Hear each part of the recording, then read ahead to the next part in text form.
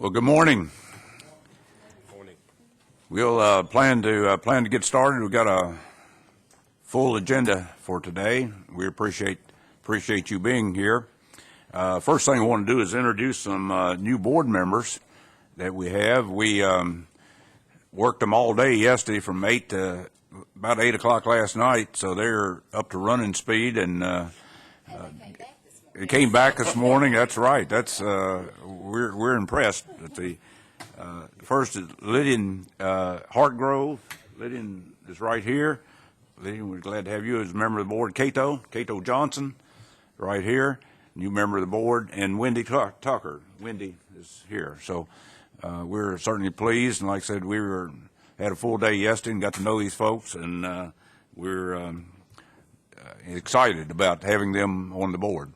Also, we want to express our appreciation to Katie for our student member. Where's Katie? Here she is. Being back, she's about ready to start her college career here in a couple of weeks. And Katie, we really appreciate you joining us for one more board meeting. Appreciate it. We'll move to our agenda. First of all, the consent items, which includes the agenda for the meeting. We do need to remove one item from the agenda. It's item 2F. We will remove that item from the agenda. And then the other items are approval of the minutes of our last two meetings, April 11th, June 30th, and also one item there in the consent agenda, the JROTC course substitution for personal finance. Is there a motion that we approve the consent agenda? Got a motion? Second? Second. Got a second? Any discussion? All in favor say aye. Aye. Any opposed? The motion is carried. Consent agenda is approved. We'll move to the action items on first reading. The first item is the instructional material review template. Gary. Thank you, Mr. Chairman. Representative Dunn had introduced legislation this past session calling for this kind of a template to be produced and used across the state. And we met with him, and he asked us if we could do that as a state board. So we have developed a simple template for teachers to use for their summer reading lists, to review materials and look particularly for strong language, for violent content, or for sexual content, and rate it, whether it's none, mild, moderate, or high, and any other comments. Make that information available to moms and dads as they select their reading list materials. And this is non-binding. It's simply a template to provide LEAs the opportunity to look at. I think most LEAs do something, a lot of them do something similar to this. Some of them go much farther. But once this is approved on second reading, then I'll send it out to all the districts with a cover page explaining in detail what it's for and how it's there for them to adopt or modify or not. It's purely an LEA option. Okay. Any questions for Gary? Is there a motion to approve? Got a motion. Second. Got a second. Okay. Any questions, discussion? Okay. All in favor say aye. Aye. Any opposed? Motion is carried. We'll move to item B. Emily, Algebra 1 employment standards. Morning. Is this on? State law TCA 49-6/6006 requires teachers who teach courses in which an end of course exam is required for students to satisfy graduation requirements to pass the criterion reference test or a standardized test if their license does not carry that specific subject's endorsement. So this particular law has impacted a large number of middle school and special education teachers who teach Algebra 1 but do not have a secondary math endorsement. And there has been an approved state training that has been offered for several years, but the demand for the number of teachers who are in this situation who need to teach Algebra 1 but do not have that secondary math endorsement far outstrips the current training offerings. So the department, we are working to expand the number of approved state trainings in collaboration with the state board staff. However, we also propose revising the current Algebra 1 employment standard to add the option for teachers to meet this standard by receiving a passing score on a supplemental test that has been also approved as covering the content for Algebra 1. So this proposal would allow teachers who have demonstrated their content knowledge on a supplemental test to be excluded from needing to attend the training. Okay, questions for Emily? I just have one question. So it basically adds the content exam instead of PD, right? Correct. There are a number of tests that have been brought to our attention that would assess for the content of Algebra 1, CLEP, SAT 2, there's a number of options. With collaboration with the state board, we would create a set of criteria to evaluate those tests. They would go through a committee review process before being approved, but it would allow for teachers who can demonstrate their content knowledge in other ways to be able to get that employment standard. Okay, thank you. Okay, other questions? Is there a motion to approve on first reading? So moved. Got a motion, second? Second. Got a second? Any questions, discussion? All in favor, say aye. Aye. Any opposed? Motion's carried. Thank you. Emily, you've got the next one also. I do. So according to state law, it's the duty of the State Board of Education to prescribe the use of textbooks and other instructional materials based on the recommendation of the State Textbook Commission for various subjects taught or used in conjunction with public schools. We bring to you today the preliminary list of mathematics textbooks that have been bid. As is the custom given the cycle of review, the State Board on first read reviews the full list, and then on second read we will bring to you the proposal from the textbook commission. The commission votes, the commission approves a set of reviewers who are in the process of reviewing those books now.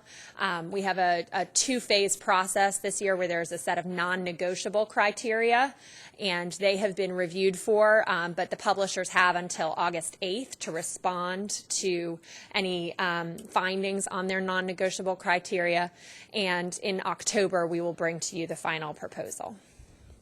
Okay, questions? Okay, is there a motion to approve on first reading? Got a motion, second? Got a second. Any questions or discussion? Okay, all in favor say aye. Any opposed? Motion is carried. Emily, you're on a roll. This is my last one. In compliance with Public Chapter number 781 passed by the legislature this past session and signed into law in April, the State Board of Education is required to include cursive writing in the course of instruction in all public schools through the curriculum standards at the appropriate grade level as determined by the State Board of Education.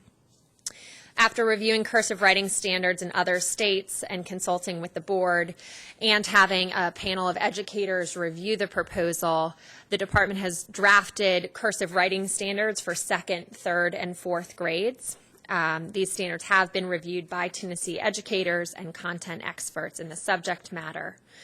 And we share with you the proposed cursive writing standards, and in addition to that, we have laid them alongside the print and manuscript standards and the keyboarding standards, recognizing that there is a continuum of learning that intersects across those three areas.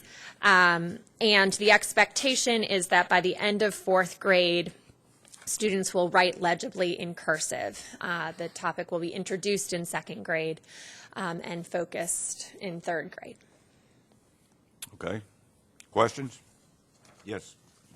Hi, Emily. I just have one question. The second grade standard just sort of stood out to me as when it says write many. Was there any reason that there wasn't a decision made on something a little more measurable? It's consistent with the kindergarten print standard, which is to write many upper and lowercase letters in print, and is a typical introductory standard. So it allows for, if we prescribed a certain number, that would be an arbitrary estimation. The idea behind this is that students are getting exposure and beginning their mastery process. Okay, other questions? When will the teachers receive these standards? We will share this next week, if approved. Okay, other questions? Okay, is there a motion to approve on first reading? Got a motion, second? Got a second. Any questions or discussion? All in favor say aye. Any opposed? Motion's carried. Thank you, Emily. Appreciate it. We'll move to item E, work-based learning policy and rule. Chelsea. Good morning, Chairman and members of the Board. My name is Chelsea Parker, and I'm the Executive Director of Work-Based Learning and the Tennessee Council for Career and Technical Education.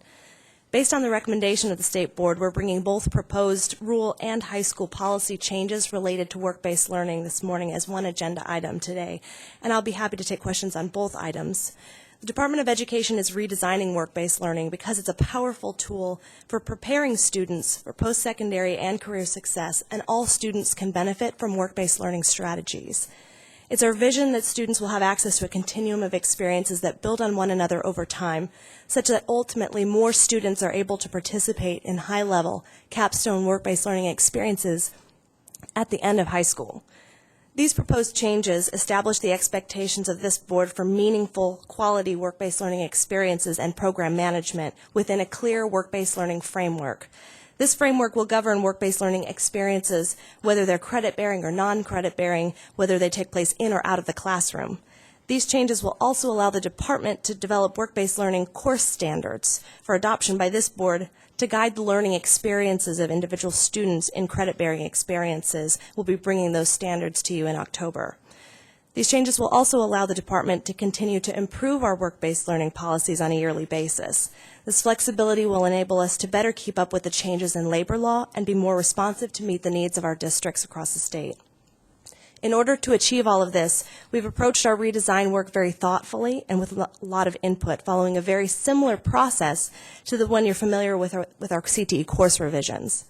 We received over 450 survey responses from district personnel involved in overseeing work and implementing work-based learning programs. We had 225 participants in our focus groups. They represented all three grand divisions, included school and district administrators, work-based learning coordinators, CTE directors, teachers, counselors, and nearly 80 industry partners as well. We also contracted with WestEd to bring national research and experience to bear on the process. And we've heard loud and clear throughout the process that work-based learning is not just a priority to us, it's a priority to our districts and communities across Tennessee. Regarding the rule changes that you have in front of you, there are three main changes that you'll see. First, streamlined language around the various types of experiences that really fall within this work-based learning umbrella. Second, they establish that a work-based learning framework will guide all work-based learning experiences. And third, it separates the department's policy guide from an implementation guide for supplementary materials that can both be updated yearly to remain current. In the high school policy changes, you'll see the following. They lay out the details of the work-based learning framework. Second, the topics are grouped thematically for clarity and cover the critical topics for essential to strong work-based learning programs. And third, it is more explicit regarding the types of skill development that's important for students through all work-based learning experiences. In October, we plan to bring the work-based learning course standards for approval and adoption. We'll also bring the department's updated policy guide and newly developed implementation guide. I'll be happy to provide a workshop at that time as well. I appreciate your time, and I'm happy to answer any questions you may have. Okay, questions? Teresa? Just one. First, I just want to commend you on the engagement process that the department's undergone as part of the revision of the CTE standards and this. And I'm just wanting to confirm that this does align with the more rigorous CTE standards. Thank you. Absolutely, it does. Okay. Other questions? Carolyn? I did not see any reference to the inclusion of students with special needs in the work-based program. Work-based learning opportunities are most beneficial to students when they're differentiated to meet the needs of the individual student. We feel that this includes students with disabilities, students who may be English language learners, students with IEPs. We will continue to offer paid and unpaid transitions opportunities for students with more severe disabilities, and we're working very closely with our Division of Special Populations to ensure that work-based learning meets the needs of all students. Well, we've had presentations from them recently about their programming, and it seems a mesh, that they should mesh with what you guys are doing in this regard. Absolutely. Absolutely. We've had some excellent conversations with them on this topic, and we'll continue to do so as well. Okay, other questions? If not, is there a motion to approve on first reading? Got a motion, second? Got a second. Any questions? Okay, all in favor, say aye. Any opposed? Motion's carried. I think this is important work, and I think as Teresa indicated, that the process you've used to put this in place, I think is commendable, very good. Thank you. Important stuff. Okay, thank you. Thank you. We have removed item F, so we'll go to item G. Sarah? Sarah was asleep, so she is now awake and I was. You said that earlier, and I didn't mark it off. Good morning. morning. The item I have before you is item G, not item F. And we spent a good bit of time yesterday in the workshop discussing this item. This is first reading on a revised educator preparation policy, again, designed to ensure that educators coming out of our preparation programs across the state really are ready to meet the challenge of the K-12 classroom and to serve the needs of our K-12 students. And we feel that the current review process, while there are many aspects of it that remain relevant and useful, really needs revisions that focus more specifically on outcomes and impact data. And so the policy in front of you attempts to do just that while retaining the elements of the current process that, again, remain useful and relevant. I'm happy to take questions, but given the discussion yesterday, I'll stop there. Okay. Any questions? Carolyn? I was wondering if how is the transition going to work for our program providers? How do you foresee planning for them to transition from their current program to the new, and what plans have you all made to get information to them and work with them and see what that would look like? Yes, that's a great question. So we've done a number of regional meetings over the course of the last 8 to 10 months to discuss the nature of the changes that we're proposing to today. The next big step is to really discuss in detail the transition planning. We anticipate that by 16-17 that we will be fully transitioned as a state to these new standards and approval processes. We also know, though, that these programs will not be able to turn on a dime, and we'll really need to work hand in hand with them to plan for a thoughtful transition that would include, many of our programs continue to go through the current standards and the current process as we, begin to collect data, create benchmarks and metrics under the new policy, and move towards full implementation in 16-17. But when we come back in October for the final reading, I fully anticipate bringing to you a further plan for some of the more detailed elements of that transition. And again, that will require really close collaboration with our programs to ensure that we are taking into account all of the various elements that they'll need to be planning for as part of this transition. We know it will not be easy. We know it's the right direction to be headed, but we also know it's going to require a lot of close collaboration with our programs to make sure that we are appropriately and thoughtfully planning for that. And the more information, the sooner the better for the transition, of course. Yes. The other thing I wondered about is what is the new license to look like? Could we get a draft of what that's going to look like? I understood it was supposed to show advanced degrees, internships, their scores on GPA, et cetera. What will that look like? So just to clarify, again, I'll be coming up in just a minute for the final reading of the licensure policy. So we are streamlining the number of licenses that we offer as a state. What really will change, I think, in terms of transparency around the various elements of preparation for a given candidate is the data system that we're building out over the next year. We're in the final stages of an RFP process to begin to build and develop a data system for licensure and evaluation that will show both the candidate themselves as well as potential employers, what type of student teaching program did they go through? Was it a full year internship? Was it, some sort of variation on that? Where were they prepared? How many courses in various, content areas did they take? But that'll be a factor of the data system, not necessarily something that is specific to the license itself. It's more the information that supports the license that's issued to a candidate. So If that makes sense. But a system that would be looking at candidates would have the background information on those candidates? Exactly. Much more information than we currently are able to provide in our data system today. Okay. Thank you. Okay. Other questions? Thank you, Earl. Any other questions? As indicated, we spent considerable time on this yesterday. You went through it, I think, in a lot of detail. This is an extremely important part of our effort to make sure we've got the well-prepared teachers in the classroom. So this is an important step forward. Any questions? I just want to make a comment that this really originated with the board request of the department to, this is not something that the department is bringing to us without, we've talked about it for about 2 years, and I commend the department for doing some really good work. Okay, great. Okay, with that, you want to make a motion that we approve on first reading? Okay. Got a second? Any more questions? Any discussion? Can I just confirm, I think you said this, Sarah, that before we adopt this on final reading, we will have an implementation plan and a timeline, right? Yes, yes. And we shared the high-level timeline yesterday, but more of the details around the specifics of which we'll be asking in programs over the course of the next few years we'll provide in October. Great, very excited about this, a great step in the right direction. Thank you. Okay. Any other questions? All in favor of approval on first reading, say aye. Aye. Any opposed? Motion's carried. Thank you, sir. Appreciate it. Scott, school buses. Good morning, Mr. Chairman, members of the board. A pleasure to be with you this morning. Part of our responsibility with the State Board is to publish school bus specifications and rules of use, and we do this every 6 years. There's a National Congress that meets, and I meet with the Tennessee Association of Pupil Transportation, and we participate in those revisions. Going to be bringing that to you in 2 more years, but sometimes in between, the General Assembly revises some of those laws or rules regarding school buses. So this past session, they did just that. Published Public Chapter 743 to extend the life use of school buses within our LEAs.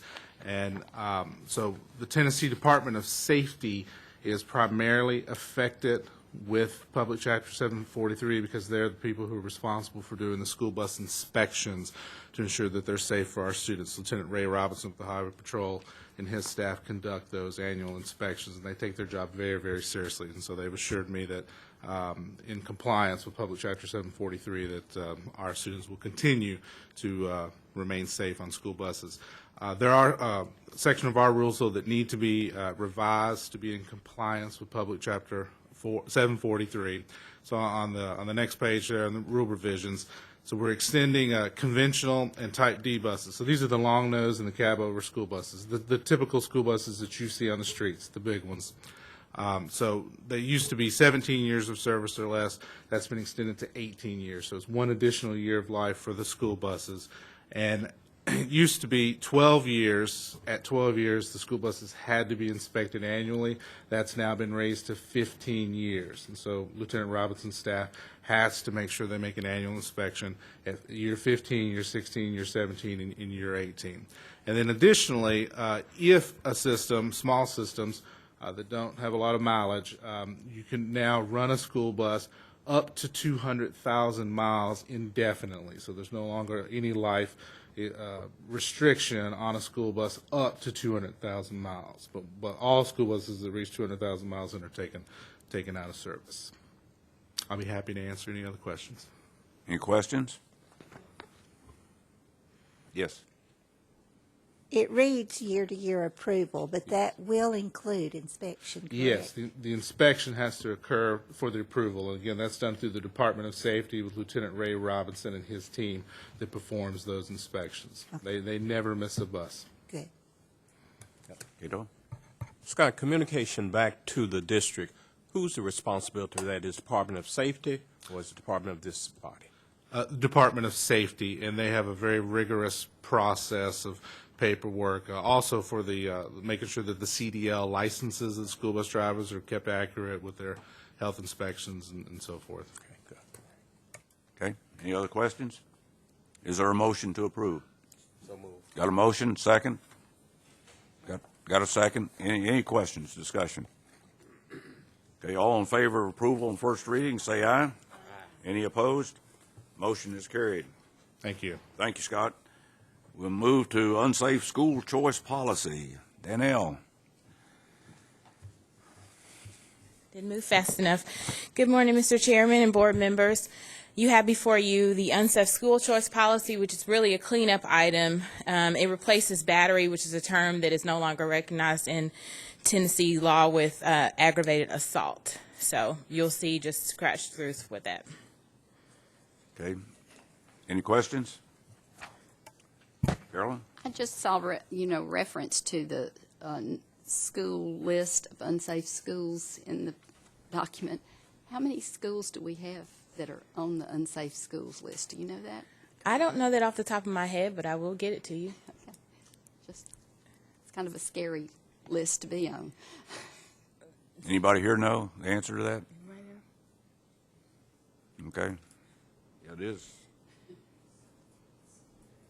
Scary. Okay, any other questions? Is there a motion to approve? So moved. Got a motion, second? Got a second? Any questions? Okay, all in favor say aye. Aye. Any opposed? Motion's carried. New to school facilities rule. Danielle. This is also a cleanup item whereby the regulations mention that the architect maintains regulations for school facilities, and the state architect does not maintain those. And usually when the state architect gets calls, then they refer them back to the state board. So we're just taking his name out and making it correct. Okay, any questions? Motion to approve.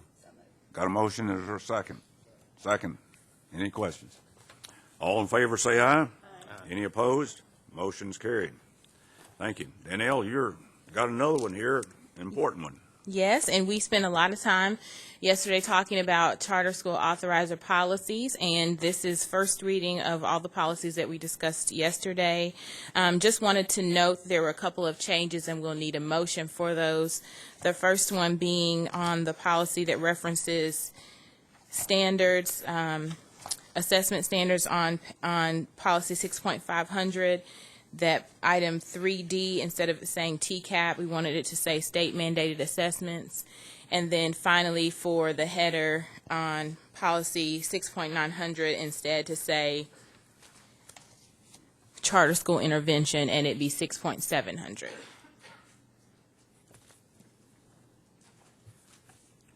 Okay, and there's one other, I think, change, also just editorial change of getting the title right on, I guess, the second page of 6.3. Yes, and you did get a replacement page for that. Okay, so with those changes that we talked about yesterday, the two are just getting the verbiage right on the title, and the other is changing TCAP to state of, what was the words? State mandated State assessments. mandated, okay.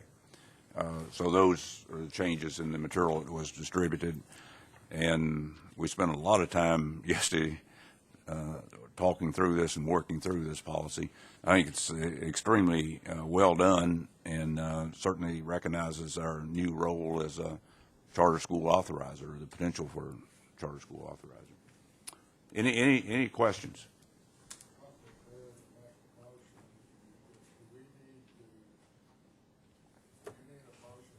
In first, or can I make a motion I think to I approve think a as motion, amended? To approve with the three With the- changes that we talked about. So moved. Okay. Is there a second? Got a second.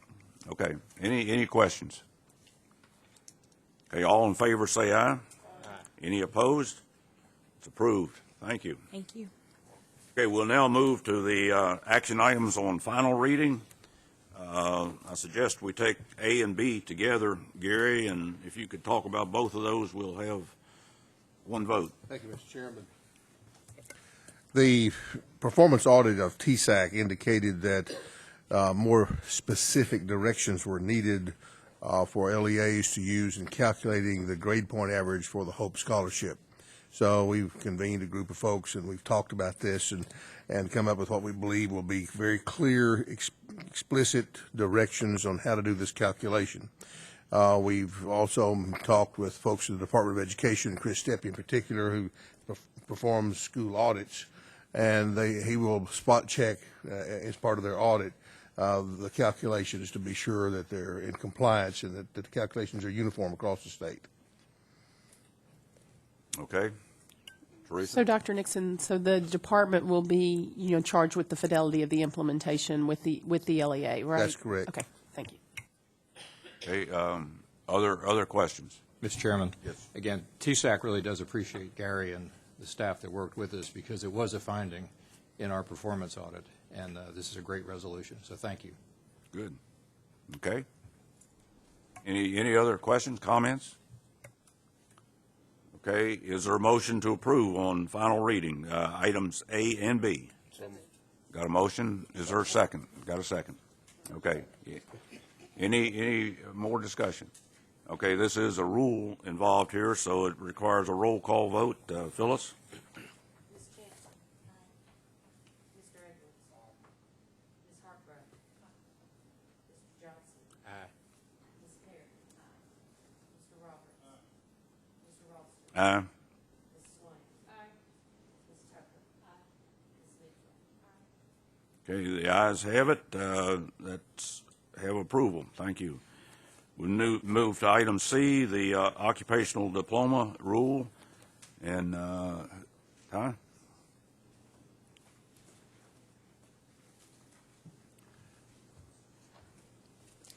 Good morning, Chairman, Vice Chairman, and members of the board. So today we bring forth proposing an amendment to the graduation requirement by adding the subsection of occupational diploma. There are no changes from first read at all, just some follow-up. So I'm happy to take any questions on the rule. The follow-up was regarding engagement with business communities and the actual schema tool that was developed from the task force, and that was something you wanted us to talk about when we came back. So Carrie Guyton, I included that information, led that work in engaging the business community, and on the first page of that you'll see the cities in which the meetings were held, and the overall outcome from those meetings were that the occupational diploma will serve students with disabilities well in helping prepare them for the workforce. We do not have the final data on all of that, but when we do, we will be comparing it to our schema tool, which is also in front of you, to make sure that the skills that were a part of the schema tool will actually reflect what the business community also finds important. So we'll be analyzing those together, and if changes are needed, we will address that. That does not impact the rule change today at all, though. The other thing is the pilot schools. We have asked our school systems to actually be involved in this process and volunteer to pilot the occupational diploma. We have not identified any school systems as of yet, but we are hopeful we will do that for this year. And we are happy to send you any information regarding the changes in the schema tool and also the pilot schools that will be involved in this. Questions? Okay, any questions? Yes. I have a comment. Is it okay to make? As a parent of a child with a disability, I just want to thank you for this work and for your collaboration with the disability community. They appreciate it, and the students will benefit. And I want you to know they recognize the balance that the department is trying to make between high expectations and having this flexibility for some of our students, and they appreciate both. So on behalf of them, I just wanted to make sure the department knew that you're appreciated for this work. Thank you for that. Great. Thank you, Wendy. Good comment. Okay, any other questions, comments? Is there a motion to approve? Got a motion? Second? Any questions, discussion? Okay, this requires a roll call vote, so Phyllis, if you could call the roll, please.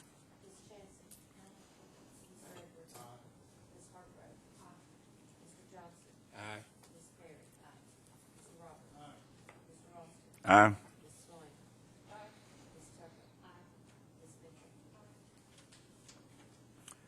Okay, the ayes have it. The rule is approved. Move to item D, Category 2, Non-Public School Accrediting Agency. Marcy?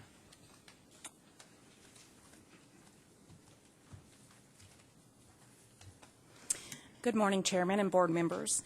During the April 11th State Board meeting, you were provided on first reading the Department's recommendation for the approval of 9 non-public school accrediting agencies and the denial of 1 of those accrediting agencies. Since that meeting, more information was gathered per the State Board's request, and you have all of that information in front of you today. And that information was regarding the EA Sutherland Association, which we were recommending to deny.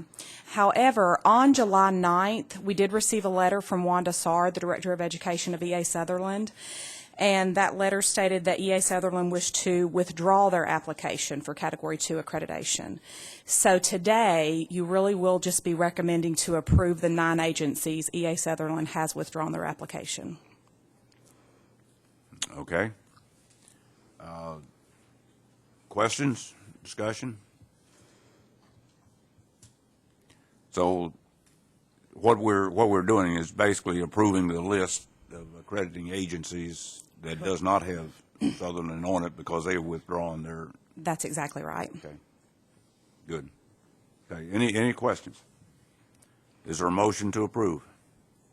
Got a motion? Second? Got a second?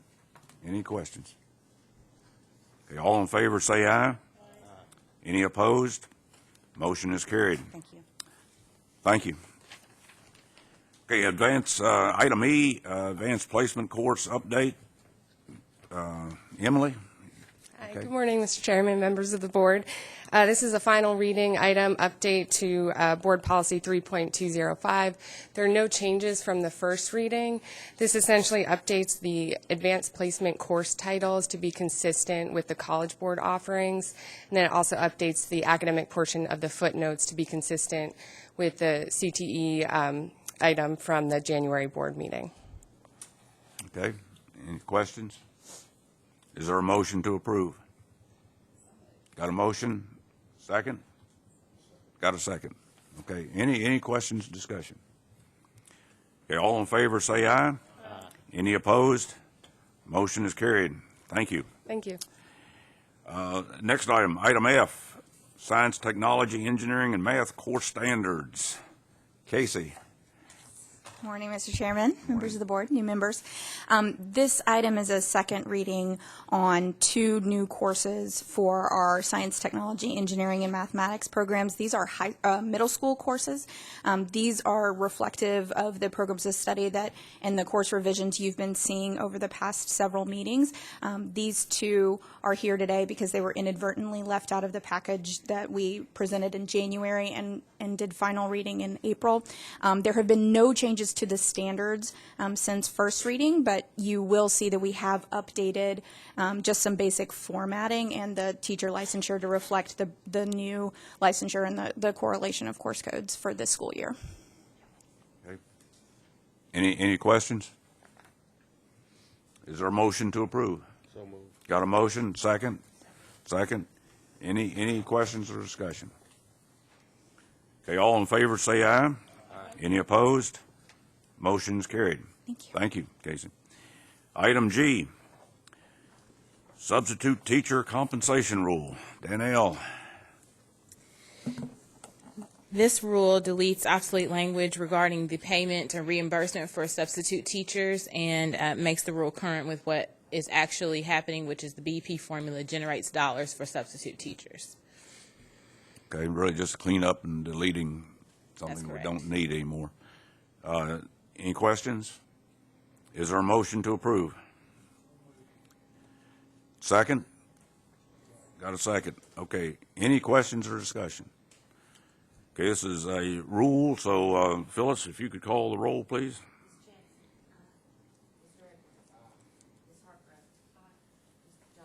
Aye. Aye.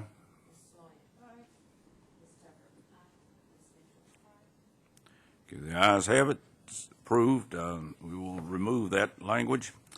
Going into item H, David. Thank you, Chair and members. There have been no changes since the first reading on this. You may recall this item does two things. First, it collapses two sets of standards that we had previously, one for K-8 and one for high school regarding school nutrition programs, into one in which we actually adopt the federal set of guidelines for school nutrition programs moving forward. Within that, you may remember there's an opportunity for latitude in regard to the number of food-based school fundraisers, school-sponsored fundraisers that a school could offer in communication with other groups. We are proposing to set that number at 30. We have had the opportunity to have a lot of feedback from several people. I would tell you that in conversation with folks like the Children's Hospital Alliance of Tennessee, the Tennessee chapter of American Academy of Pediatrics, the Academy of Family Physicians, the Tennessee Academy of Nutrition and Dietetics, are incredibly supportive of school funding that would eliminate the need for school food-based fundraisers, but they also would like to go on record as saying they would support a lower number. We've had conversations with folks all over the nation regarding this, and with the number of 30, we feel like that's a really generous number, and it still allows schools that are relying on food-based fundraisers as a revenue stream for non-revenue sports, extracurricular activities, and curricular opportunities like debate club, Spanish club, and those sorts of things to still have a reasonable number of opportunities to generate revenue to keep those programs up and running. With that, I'll happily answer any questions. Okay, Edo? David, when you say a lower number, give me an idea of what the lower number that was proposed. I think they would be happy with anything that was lower than what's being proposed. I have heard numbers like 10 or 15 as opposed to 30. I think there are others who would prefer it be at 0. But they are pragmatic in their discussions with us as well and understand that that would be falling off a cliff. And as we talked through in our last meeting, when you get below 30, you really get in the situation where you're going to significantly change some of the things that are going on out there that we believe would be difficult to change. I guess also at least one other state, Georgia, has decided to go with 30. That's my understanding as well. We also know that schools have already set programs in place for this year. Many budgets have already been set for things like the use of school buses for ball games and those sorts of things. And a lot of those types of things are not paid for through LEA dollars. They're paid through fundraising opportunities. And we recognize that and certainly don't want to pull the rug out from anyone. Okay. Questions? Mike? Are we talking about events or days? We're talking about days. So let's say we got 30 days. A school could load up 30 different fundraisers or any number on any one of those 30 days. That's correct. So they could just use fundraising days of 30 and within those figure out your calendar and go out and raise money. If the school leadership, the school principal decided he wanted to have a school-wide opportunity for various clubs to sell things that did not necessarily meet the nutritional guidelines, and that's important to realize that they have 180 days to sell any food that does meet the nutritional guidelines. And there are some creative things out there that do things that are that meet the guidelines that you might not at first blush think would. But if a school leadership wants to set aside a day for multiple groups to sell, then they have that opportunity. If they want to set aside a day for one group to sell one particular item, that also counts as a day. So it becomes the school leadership's opportunity to manage that. Would that interfere with other fundraising that wasn't food-related that the principal has to approve? That would be up to the principal to decide how much, or LEA, I guess the local board policy on fundraising, how often they wanted to allow fundraisers within that school environment. Gary? My hope is that it will cause us to start thinking about non-food fundraisers. There's a lot of options out there that different schools have been successful at doing, and move more toward those to generate these resources rather than non-compliant food items. I'd also like to add, if I could, that we have committed to those groups that I just told you that we will look at this and continue to monitor it over the next couple years. And if we see that number needs to come down, we will certainly be back before you with that type of proposition. Okay, Cato? I applaud you on that, to continue to work with the groups, continue to spend time with them, and continue to hear their wish. You mentioned Georgia. Are there other best practices out there across the country? So what we are finding is that states are all over the board, and this is so new that everyone is these took effect July 1st. So in anticipation of the 2014-15 school year. So everyone is really new at this. I think a lot of it depends on the particular funding environment of it in each state. It is my understanding that many states, maybe upwards of 20, maybe as many as 30, have set that number at 0, and they've decided that it was too much to manage, and that's just the way their bodies decided to roll this out. I think we're maybe in a little different environment. I have not polled every state because, frankly, some haven't taken action yet. But at least the word infrequent appears frequently throughout the document. And so it is very clear that they want this to be not a regular day occurrence. So, under our old rules, we really had 180 days when you could sell food that was off. So we're really going from 180 to 30. I want to make sure we're clear on that, and not going from 0 to 30. It really is a dramatic sea change in our schools in terms of sort of school-based funding environments to fund these types of programs. And we will continue to monitor this, and we look forward to working with these groups. They are very accommodating and incredibly reasonable. And that's great. It's great to work with people like that. Okay, other questions? And I think what we're saying here is that, one, this is brand new. We no states really have experience with this at this point, including Tennessee. So what we would be doing is asking that we monitor the implementation of this. And this time next year, we'll have some idea of how it was implemented in Tennessee, and also a better indication of what other states have experienced and so forth, and certainly have a better basis to decide whether we're at the right place or need to be some other place. Okay, any other questions? Okay, is there a motion to approve on final reading? Got a motion? Second? Got a second? Got a second. Okay, any questions, discussion? Okay, this requires a roll call, so Phyllis, if you could call the roll, please.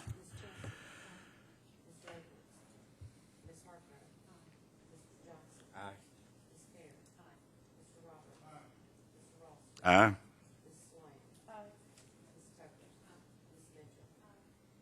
Ayes have it. It's approved. We'll go to item I. Danielle, Charter Schools Appeals. Yes, and before I begin on that, I'd like to tell Carolyn that Dr. Earhart was kind enough to let us know there are no unsafe schools in Tennessee.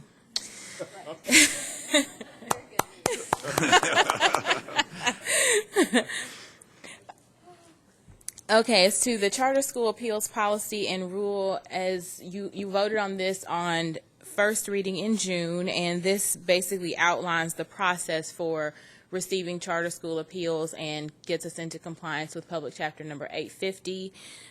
There's not a whole lot that's going to change on the front end, but on the back end, of course, we'll have the option for schools that do have schools on the priority school list to then make the choice to authorize instead of remand back to the LEA. So just a few basically additions to this that are in line with the legislation that was approved this past session. Any questions? Okay, is there a motion that we approve? Got a motion, second? Got a second. Any questions? Okay, this requires a roll call, so Phyllis, if you could call the roll, please.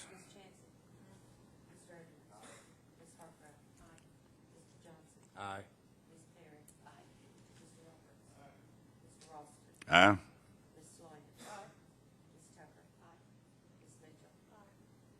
Okay, the ayes have it. It's approved. We now move to item J, educator license, policy, and rule. Sarah.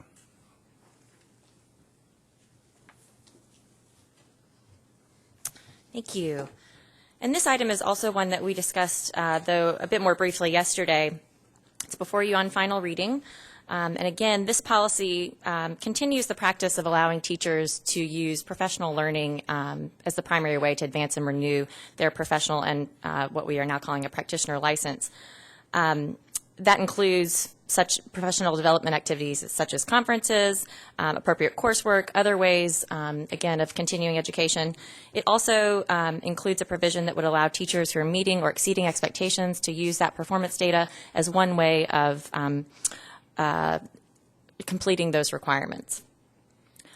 We also, a change from the first reading, included more specifics around the ways that educators can earn those, what we're now calling professional development points, and that is now in an appendix with the policy that you have before you.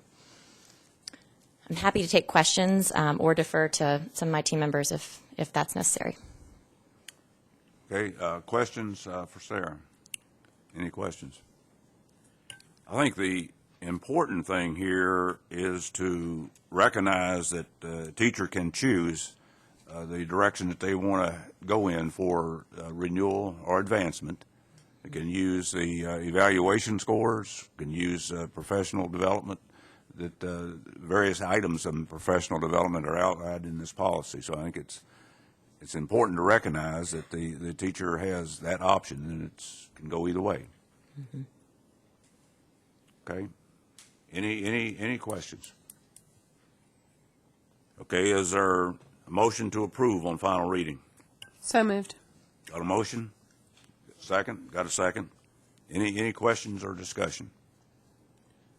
Okay, this also requires roll call. Phyllis?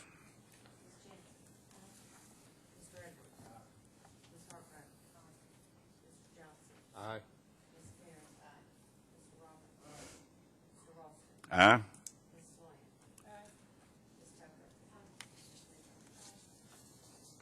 Okay, the ayes have it. It's approved on final reading. Okay, Sarah? Yes. Got a number of them here. Go I'll ahead. say you're stuck with me for a few minutes here. The next item before you, item K, is with respect to professional education unit and specialty program approval. This relates directly to the conversation we had yesterday and briefly again this morning about the approval of teacher preparation programs across the state. And so what you have before you are 11 of our programs that are coming up at the end of their full review cycle.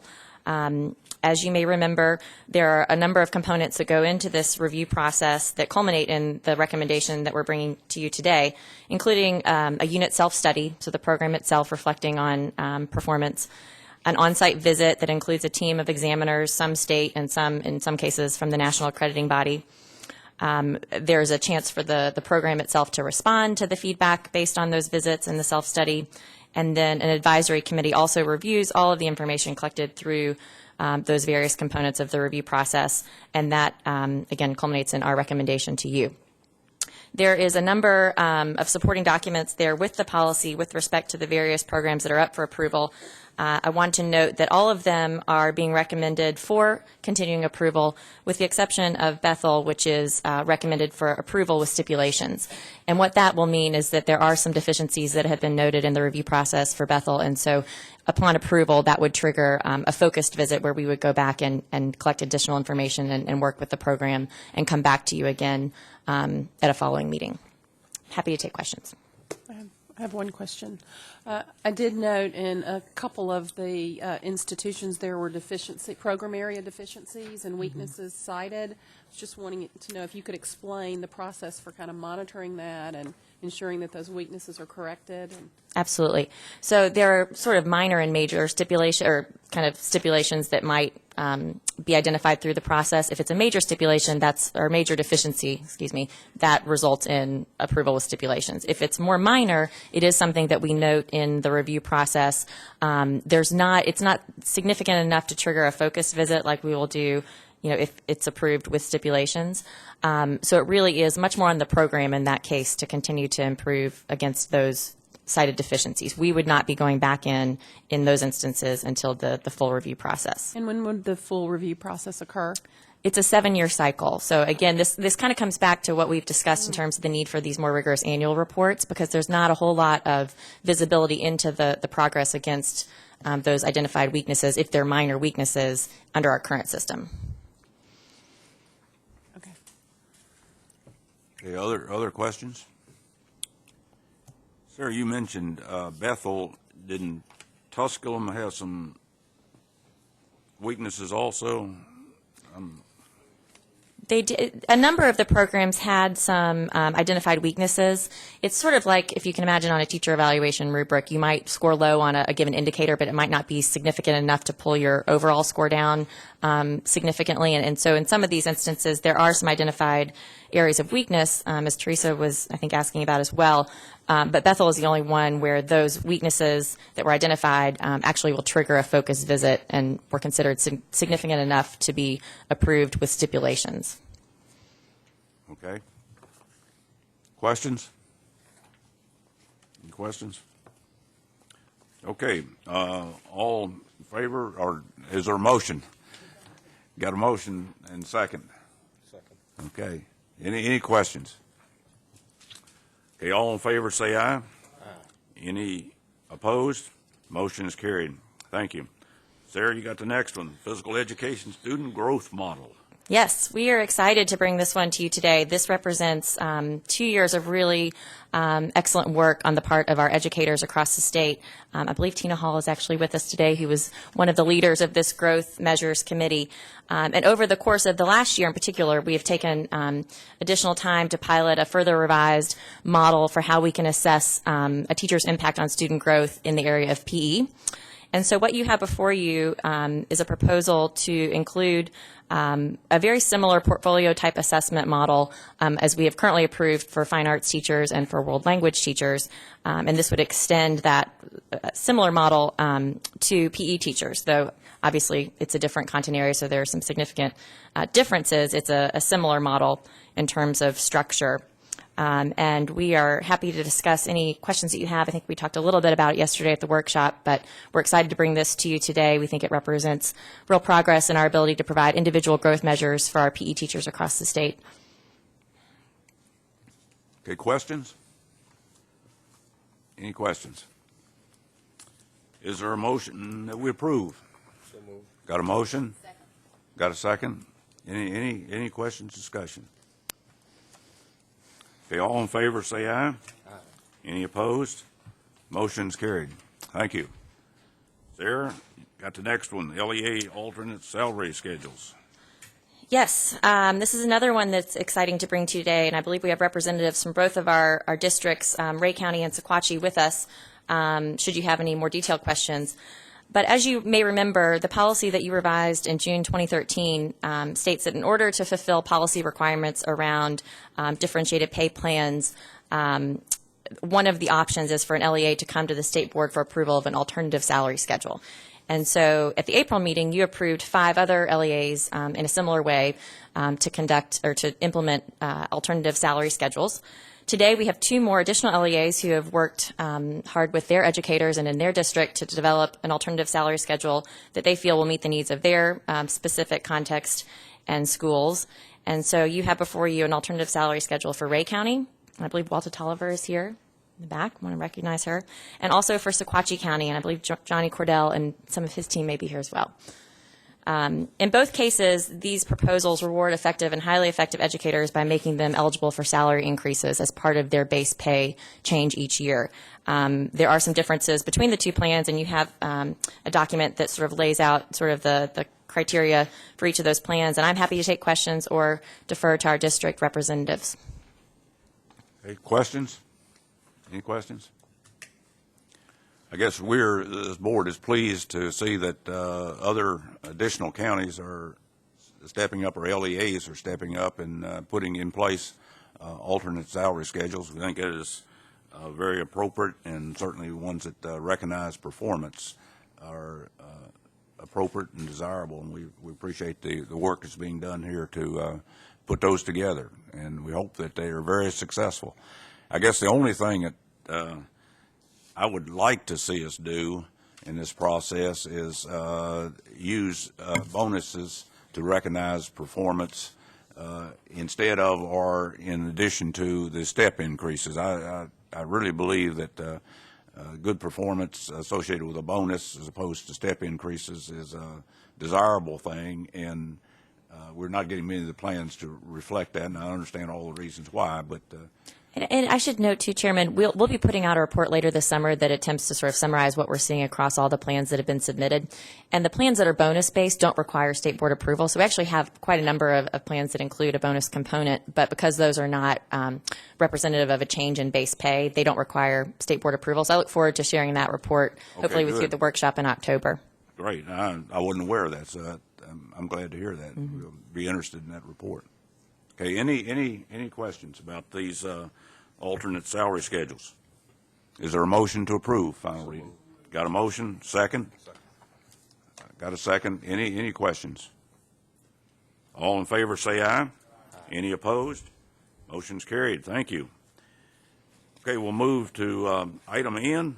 Sarah, you Our last one, I think, if I'm keeping track correctly over here. okay? Another item, though, that we bring to you with some excitement, this represents some real work on the part of two of our additional districts with respect to administrator evaluation. As you know, we are in the process of implementing a new administrator evaluation rubric statewide as part of the state model. As with teacher evaluation, though, we really encourage districts to take ownership of this process. And for those districts that have implemented alternative teacher evaluation rubrics, in two instances here, both the Achievement School District and in Hamilton County, where they use the coach model, they are proposing to use an alternate administrator evaluation rubric.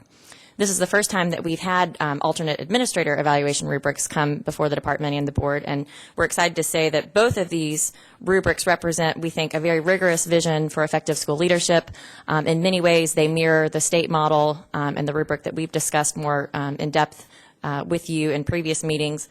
I think a couple of things just to point out in between the two models. The coach model was piloted last year in a number of their schools in Hamilton County. It has a similar process to the team administrator evaluation rubric, and their domains are really closely aligned to the team rubric. But again, we're excited to see that it's tailored specifically to the context of the coach districts and represents the language and the vision that they have in those districts that are using the coach evaluation model for teachers. The Achievement School District model similarly focuses on many of the same core competencies for school leaders.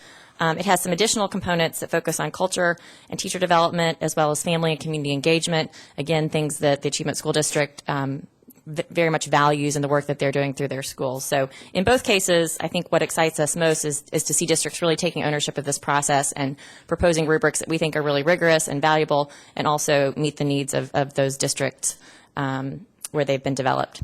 So I'm happy to take questions on either of those.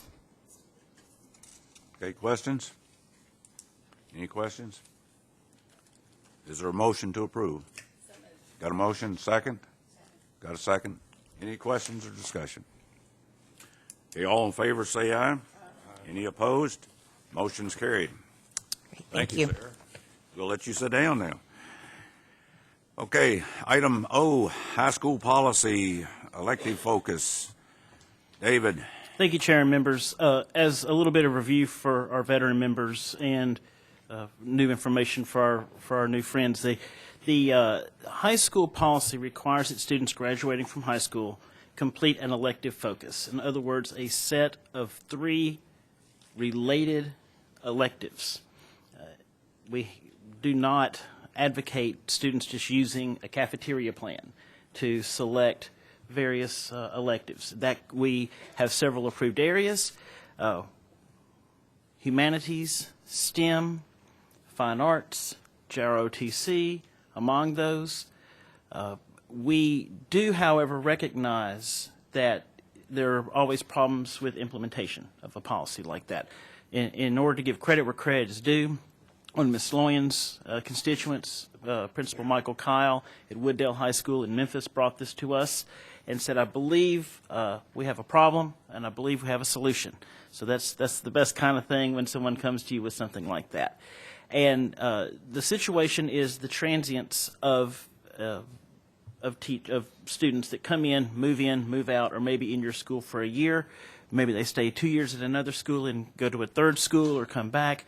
But we have locally adopted elective focus areas, and then we have schools that have statewide elective focus areas that they may be in and then transfer out of and then go to a new school, and then that school does not offer that same set of elective focus opportunities. So what this does is it grants some relief to students in the junior or senior year who come in and they may have a set of started an elective focus area that they would not be able to complete, or if they did, would otherwise prevent or delay graduation. Certainly that's the last thing we want to do. So it allows the counselors there at the school to work with that student to find something that maybe most closely aligns but doesn't perfectly align, or just grants some relief in order so that that student can move forward. I think it's a great policy, and I really do appreciate Mr. Kyle bringing this to our attention, and he was a pleasure to work with over the course of this policy crafting. Okay. Thank you, David. Questions for David? Any questions? Is there a motion to approve? Got a motion, second? Any questions, discussion? Okay, all in favor say aye. Any opposed? Motion is carried. Thank you. We'll now move to item P and Q, and my suggestion is that we, Scott, combine those and talk about them as one item, and then we'll vote one time. Save at least one vote here. Yes, sir, Mr. Chairman. I would prefer that. Thank you.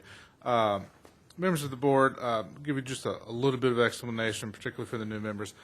Each year we're required to approve the BEP allocations so the school businesses can go about the business of school. The BEP is a very robust, fun, and interesting but complicated process. We do have a BEP review committee that serves each year. We meet 4 times, beginning in August through November 1st, and Mr. Mike Edwards and Chairman Ralston serve on that BEP review committee. We'll produce a report for you, a full report by November 1st that each of you will receive. And on our website, there's a page dedicated to BEP that explains all things BEP. But having said all that, I will be happy to sit down with any of you individually if you have a little bit of time and a strong cup of coffee, and we'll go through any questions you might have about the BEP. But for the allocations this year, the left columns represent the state and local requirements. So that's the local match included in those dollars. The right columns where it says equalized state share, that's actually the amount of money then that's coming from the state that's going then to the locals. Halfway through the document, it begins to repeat, and that gives you the stability values. And if you had a question about what that is, the stability values reflect then the change in enrollment, student enrollment. So it says to the system, hey, you may have had a decrease in student enrollment, so here's the amount of money that we're expecting your budget to be decreased by, your state allocation be decreased by. But that doesn't happen this year. There's a year delay in that process. So this gives the LEAs a heads up in planning on everything's based on what's called ADMs, average daily membership. And there are 9 systems that are in the baseline status right now. Baseline status from BEP 2.0 in 2007 when the new model was implemented, the half TASR, half CBER model. So those systems are still being funded at that 2007 level because their enrollments have not peaked up since then. Also on the background page, the most interesting number that you might want to pay attention to then is the first line. The instructional positions this year will be funded at 40,447. So that's the number that the state sends to the LEAs to pay for teachers. So we're very fortunate the last few years to be over $40,000 then for teacher salary. So that's the number that we really stay focused on when we're talking about trying to increase teacher salaries. Then That number isn't changing from. not this year because there are no changes in funding this year, other than inflationary changes. No changes to teacher salaries. Then the salary schedule, which is the next item, item Q, is the same salary schedule that was proposed last year. Last year, this was new, eliminating the multiple pay lanes and tracks, giving the systems, the LEAs, more authority then, more flexibility to implement their differentiated salary schedules. So, if there are any questions, I'll be happy to take them. Okay. Questions? Scott mentioned a strong cup of coffee. I think if you're going to sit down and go through the BEP, you may need a strong pot of coffee. Yes. But it is a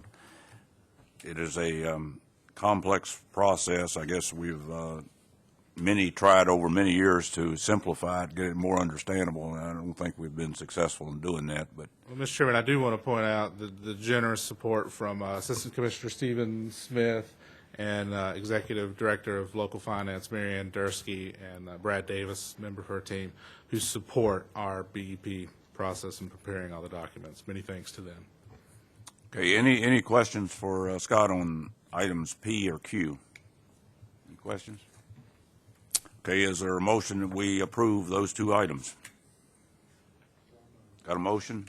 Second? Got a second. Any questions or discussion? Okay, all in favor say aye. Any opposed? Motion's carried. Thank you, Scott. Thank you. Appreciate it. Danielle, textbook bond requirement. Yes, if you remember, August 2013, you all voted to lower the textbook bond requirement, but simultaneously the legislature was drastically lowering that bond requirement. So we filed the rule, it was approved, but now it is out of compliance with the law, and so we need a motion to withdraw that rule. Okay, and we don't need to replace it, right? No, because the Legislation is. yes, Yeah. it enumerates the Okay. bond requirement. Any questions? Okay, is there a motion to approve? Got a motion, second? Got a second, okay. Any questions? This requires a roll call, so Phyllis, if you could call the roll, please.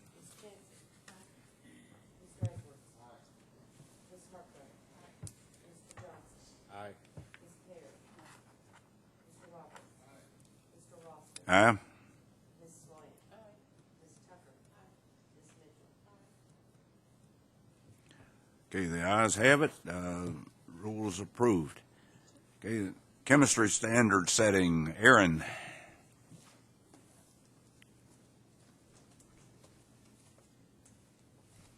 Good morning. Good morning.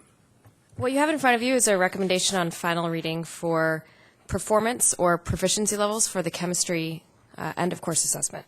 As a reminder, we did our chemistry field test last year, 12-13. We did our first operational chemistry test this year, 13-14. We then go through the process of standard setting with educators, which allows for educators to give us input on where they would set those proficiency level cuts.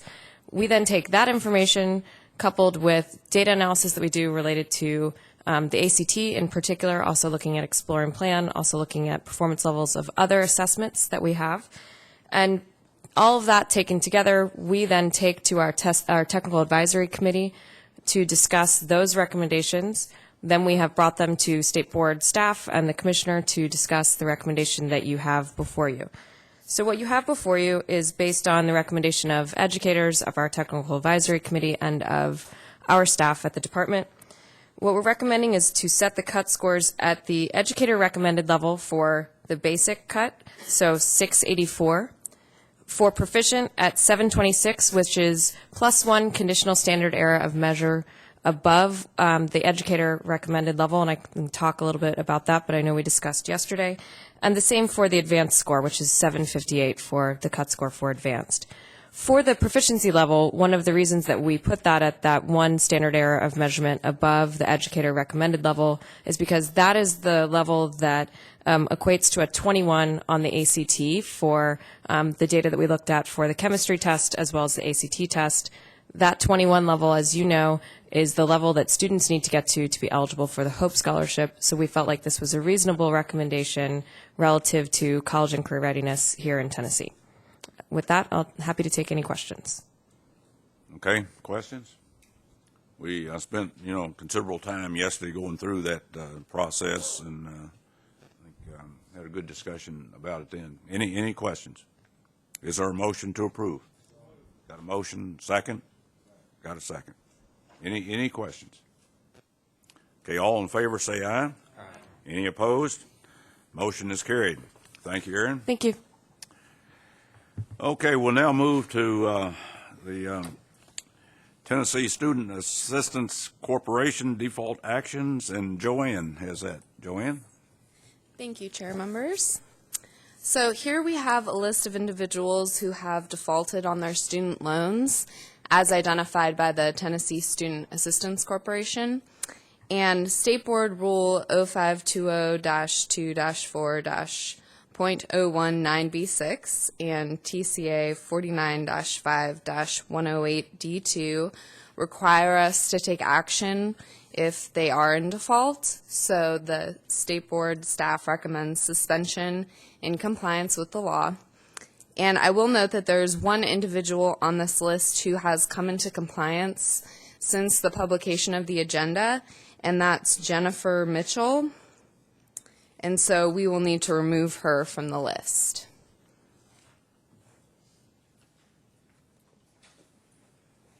I'm happy to take any questions. Any questions? Pretty much a standard process. Is there a motion that we approve with including the removal of Ms. Mitchell from the list? Got a motion? Is there a second? Got a second? Any questions? Okay, requires a roll call. Phyllis, please.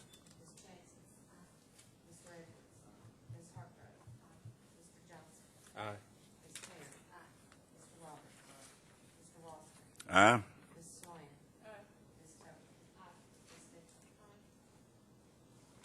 The ayes have it.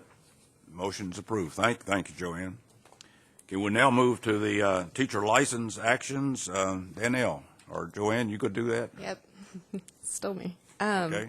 Okay, so this is a list of individuals that the State Board Review Committee has looked at and recommends for revocation, suspension, or formal reprimand, along with the documentation that should be in your packets. And I'll note that there are 3 individuals on this list who we might pull out as separate. They have applied for restoration of their license. And that's Kimberly Ann Atkinson Bryant, James Swafford, and Wait a minute, take those slow. Which ones now? Kimberly Ann Atkinson Bryant, that's C. Okay. James Swafford, that's V. And Jarrell Yoakley, and that's Y. And why are we pulling those out now? I was informed that that was the practice, was to deal with the list of revocation, suspensions, and formal reprimands separately from the denials of reinstatement. But I'm happy to do it either way. Say again, what it was item C, item Y, and V? C, V, and Y.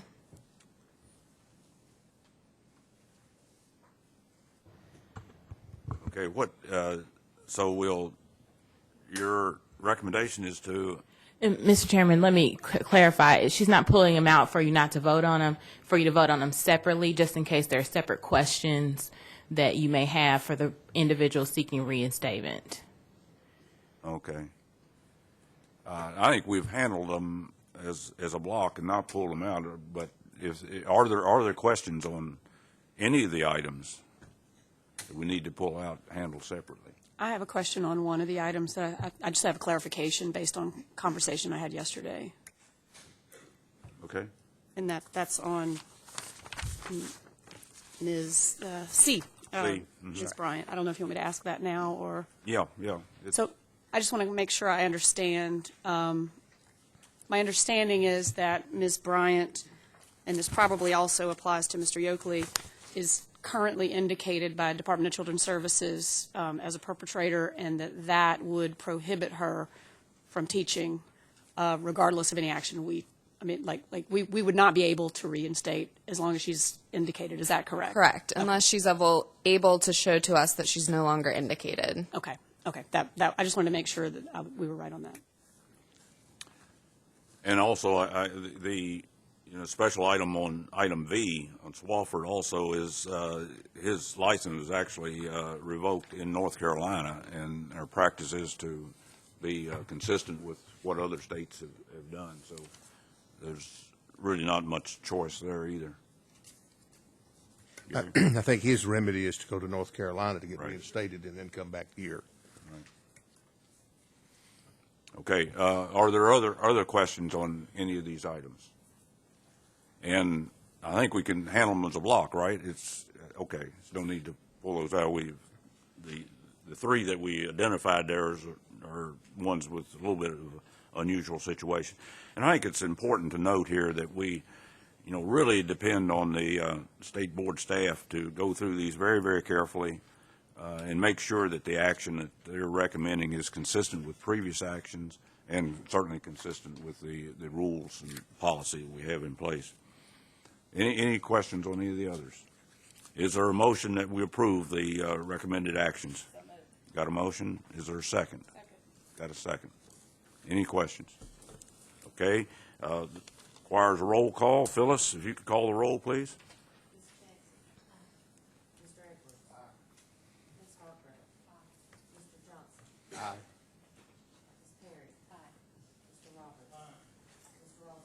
Aye.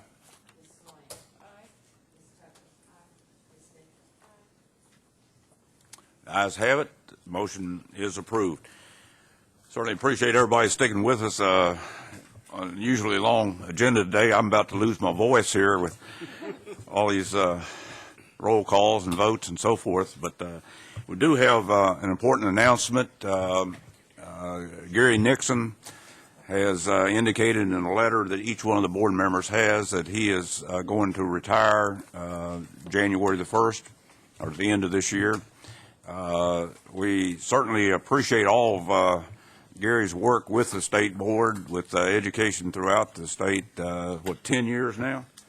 It's a lot of great success, and we will plan to shower Gary with all kinds of accolades and flowers and everything else come the October meeting. But we do need to appoint a committee to select a executive director, and I have appointed members of the board to a committee. Lonnie has agreed to serve as chair of that committee. We'll also have on that committee Mike and Teresa, myself, and Carolyn.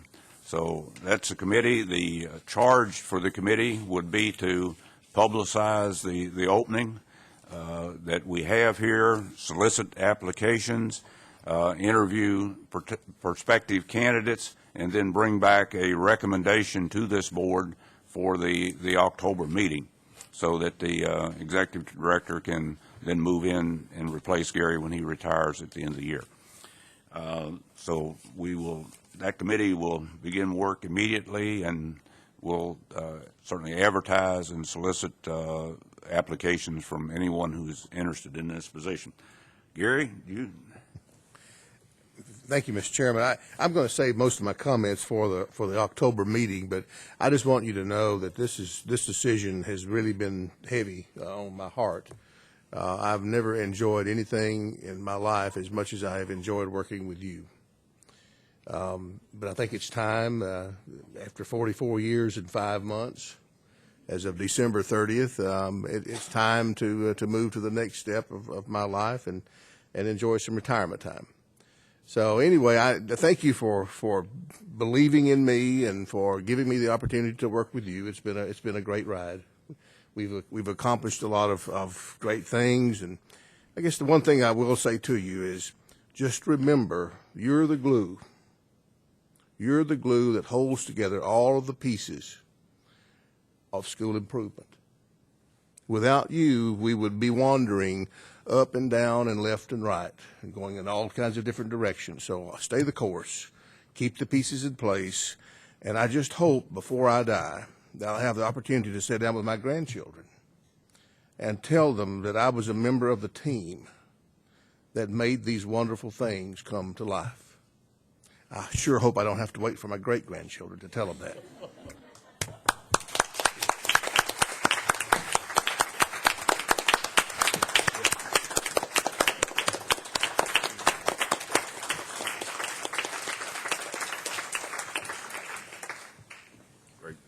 Thank you, Gary. We really do appreciate your work over an extended period of time here, and I think those of us who have been around for the 10 years, I guess Carol and myself may be the only two. I don't know.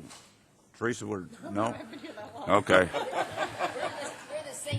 Senior team. Carol and myself recognize the improvements and the progress that's been made over that period of time. We really do appreciate it. We have established the meeting dates for next year. We will have the meeting, or last meeting for this year, October 31st, but the meeting dates for next year will be January the 30th, April the 10th, July the 24th, and October the 23rd. They basically follow the same format that we used for the past several years. Those will be the meeting dates. They're Friday dates. We will probably normally have the workshop on Thursday preceding that in the standard format. Gary? I will ask Phyllis to contact each of you via email to set up the date for the end of August meeting, the conference call that we'll have. So she'll be sending it out to you early next week. Okay. Any parting comments from anyone?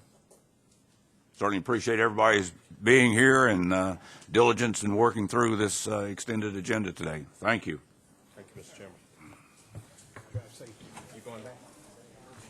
Okay. Good. I have to set up something. Yes. We have enough to talk. One other item, Yes, I will. Make sure.